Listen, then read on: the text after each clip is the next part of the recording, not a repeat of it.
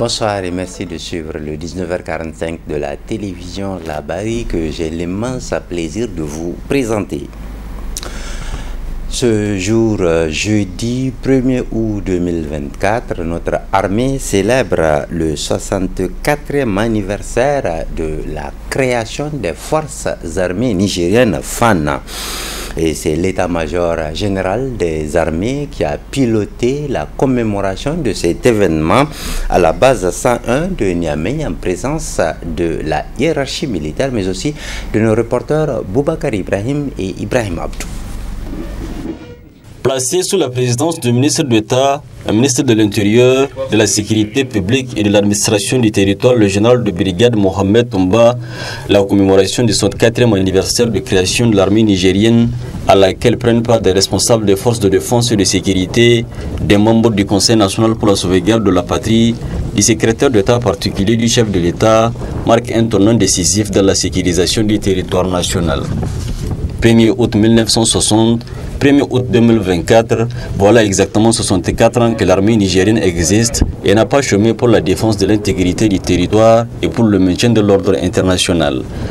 Dans l'allocution prononcée pour la circonstance, le chef d'état-major général des armées a, tout en faisant l'historique de la création, rappelé son palmarès et les initiatives en cours pour son adaptation et sa modernisation. Permettez-moi de rendre un vivant hommage à mes prédécesseurs qui ont initié la célébration d'un tel événement, dont la vision nous a permis de nous retrouver encore cette année pour perpétrer cette tradition si chère à nos forces armées.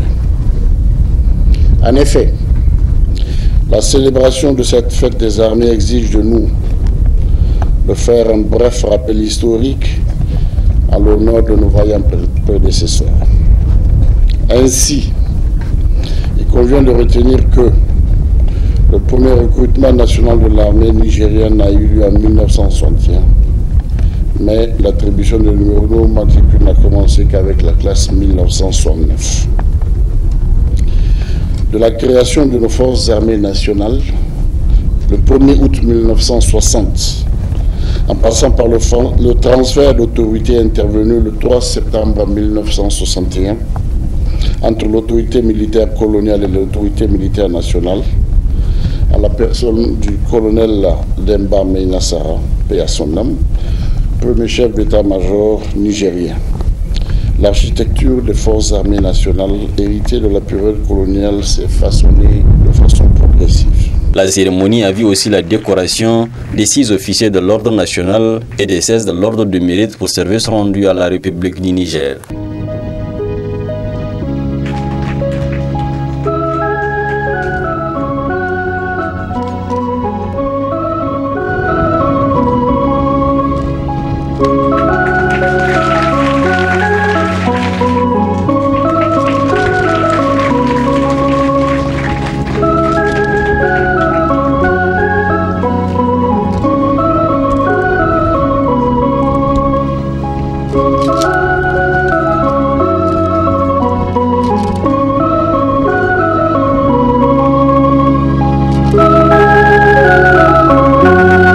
L'instant d'après est marqué par une visite guidée des nouvelles acquisitions faites au profit de l'armée qui sont composées de nouveaux avions, d'un aéronef, des hélicoptères, des blindés dont toutes les caractéristiques ont été présentées au ministre d'État.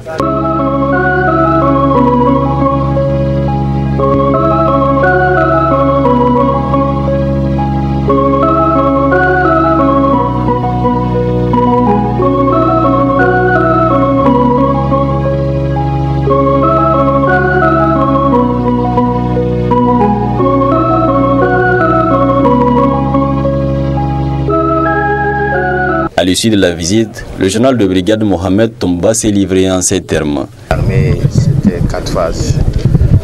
D'abord, c'était sa création, après, c'était sa montée en puissance. Et en toi, il y a les perspectives.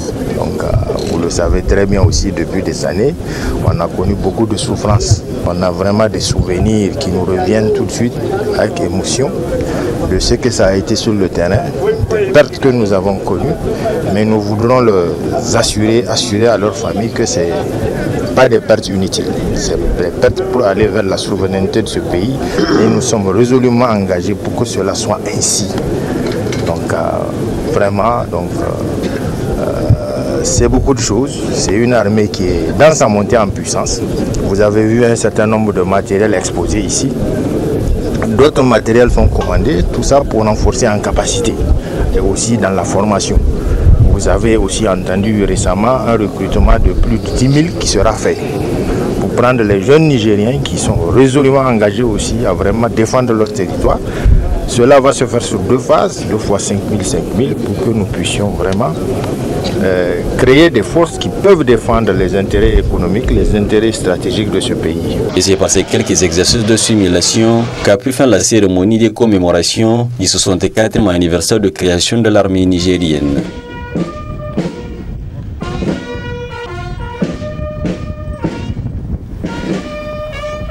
D'une commémoration à une autre, voyons maintenant les festivités de l'an 1 du Conseil national pour la sauvegarde de la patrie CNSP.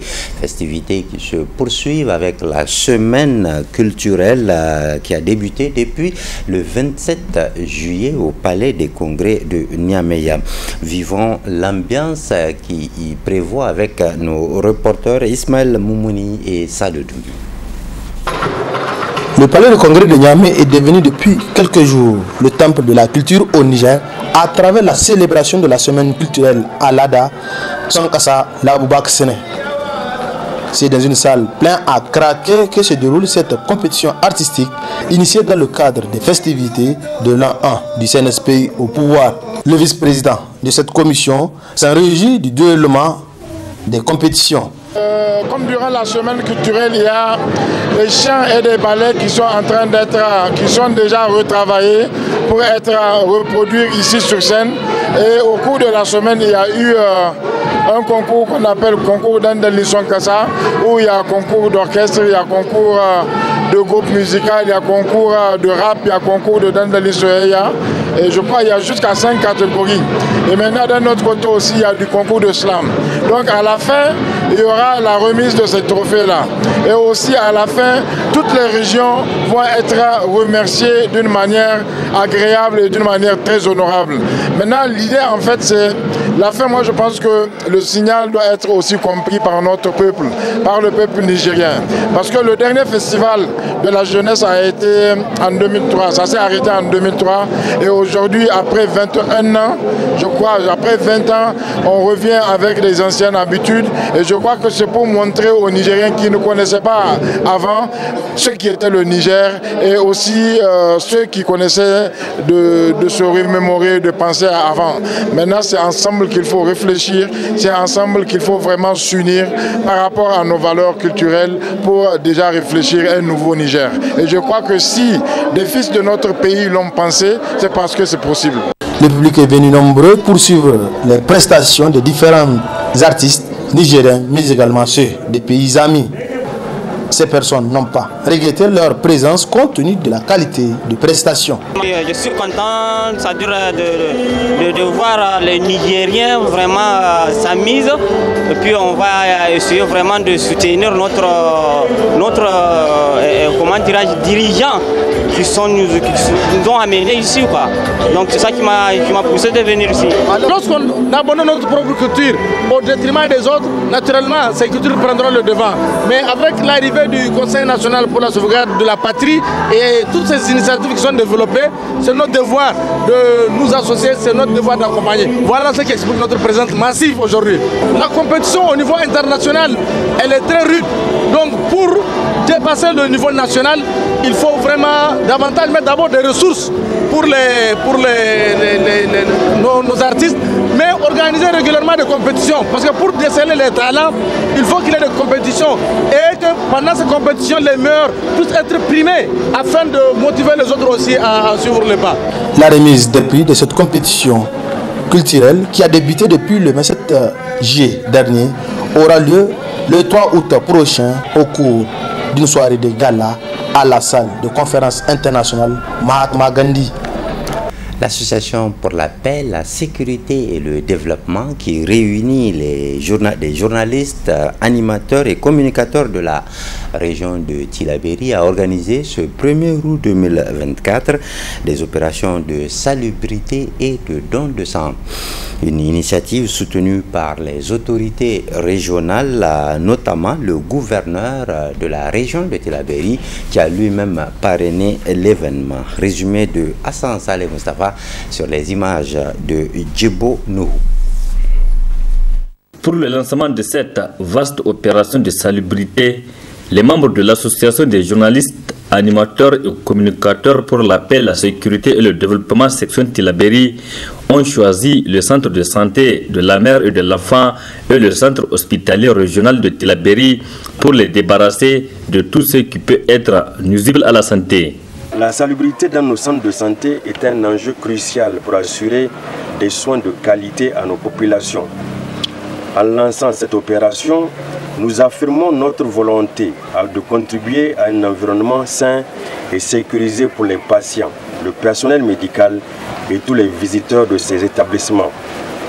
Aujourd'hui, nous avons également le privilège de remettre un don de produits désinfectants au centre de santé de la mère et de l'enfant.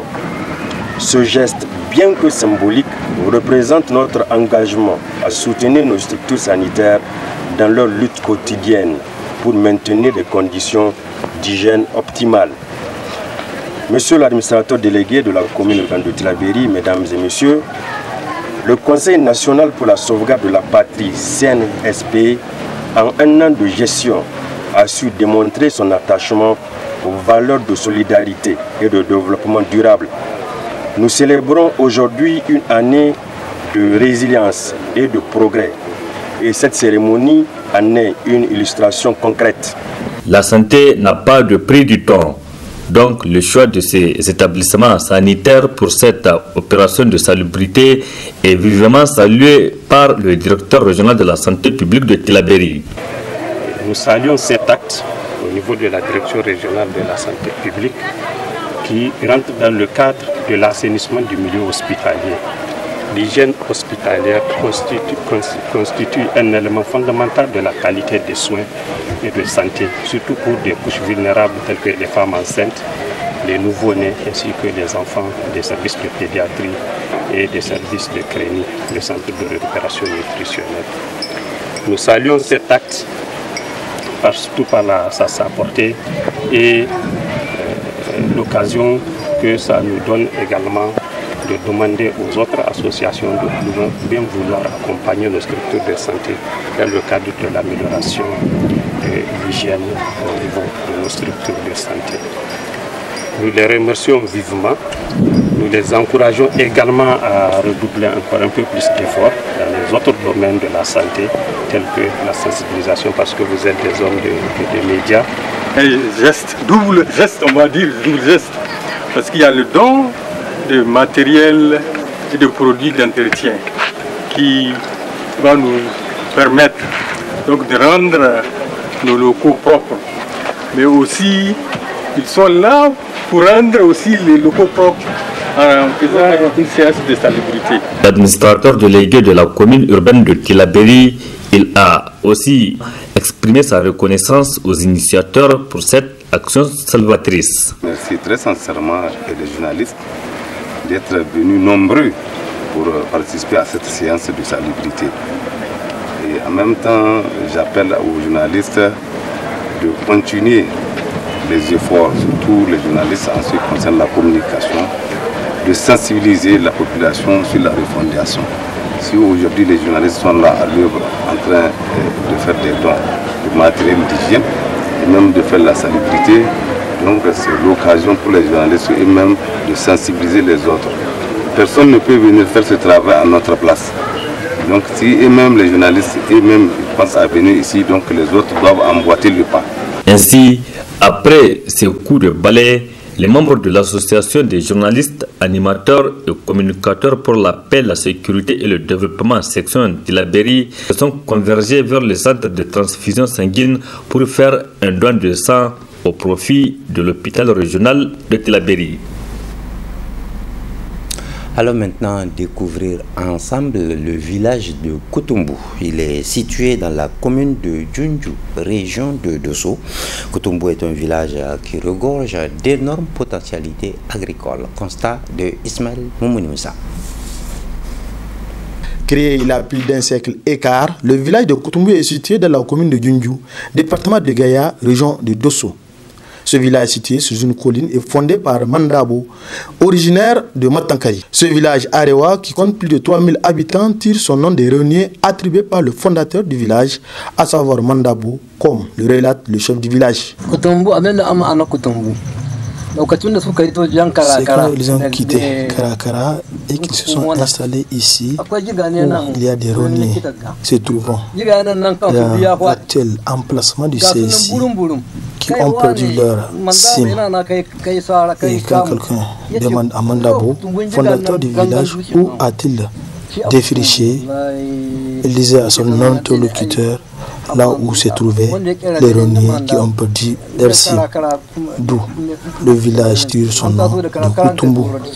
Le fondateur du village ont quitté d'abord Karkara, puis se sont installés à Goro, et c'est de là-bas qu'ils sont venus ici à Koutoumbu. Depuis sa création aujourd'hui, ce village arewa de Koutoumbu a connu 11 chefs. Les arewa sont originaires de Loulou. La population de Koutoumbu est estimée à 3000 habitants.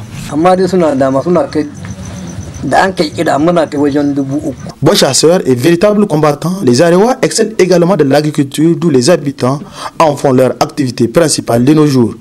Avec des aménagements hydro-agricoles et les eaux du Dalol Mouri, ces habitants de Koutoumbu exploitent au maximum les aires cultivables.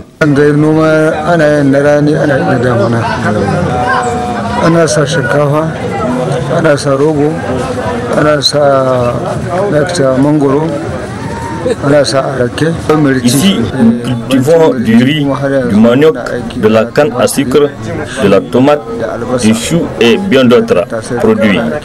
Mais pour la campagne agricole cette année, elle risque de ne pas répondre à nos attentes, car la pluie est venue un peu tard.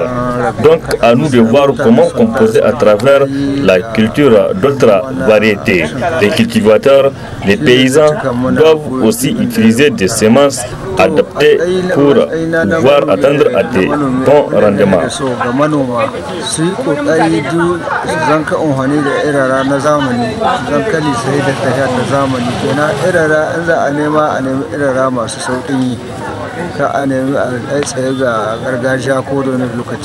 Des véritables travailleurs, dès le premier champ de coq, c'est le bruit de pilon qui résonne dans le village.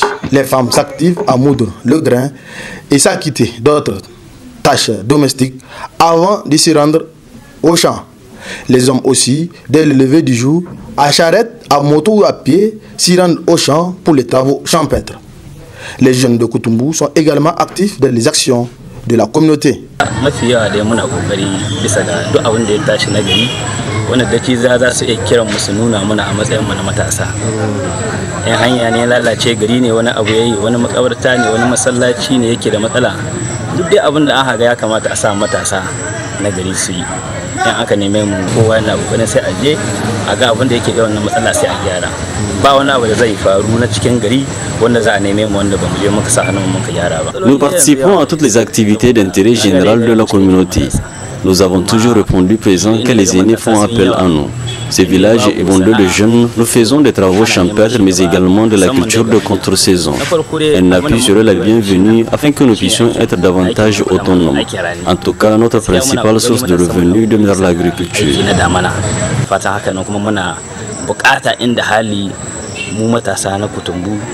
Ga wannan abun saboda duk inda kaga aka ce matasa sun yawa kowane aiki ake yi alhamdulillah nan ba a taba cewa ga wani can yayi wani abu ba saboda me kowa dogara da in bai da ya je ya nemi abin da yake nema a cikin fadama ya nemi kayan lambu domin ya saida ya samu abin da zai kare mutuncin shi.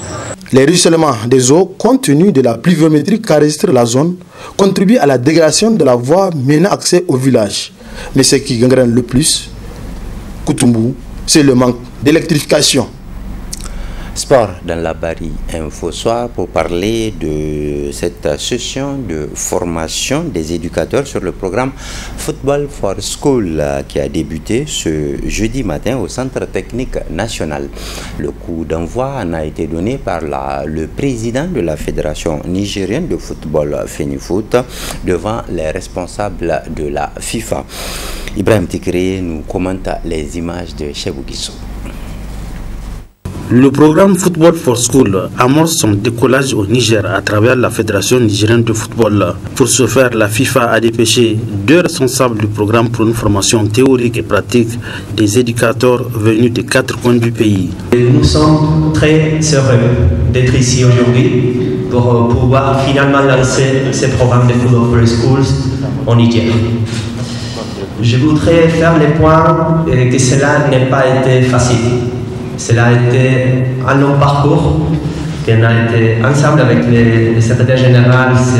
Ça a pris quelques mois pour mettre en place ces programmes et pour pouvoir finalement les lancer.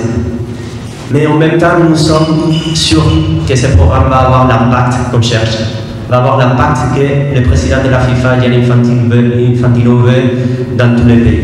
Au cours de la cérémonie officielle d'ouverture des travaux, le président de la FENIFOOT a rappelé que les prémices du Football for School sont partis de Niamey lors de discussions avec le président de la FIFA à l'occasion de l'inauguration du Centre technique national le 17 janvier 2017.